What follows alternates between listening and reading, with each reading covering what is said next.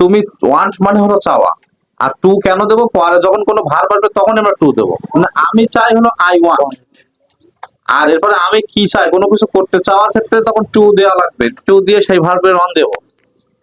তাহলে আমি চাই I want. আই ওয়ান্ট, আমি যেতে চাই I want to go. I want to go, আমি খেলতে চাই I want to play.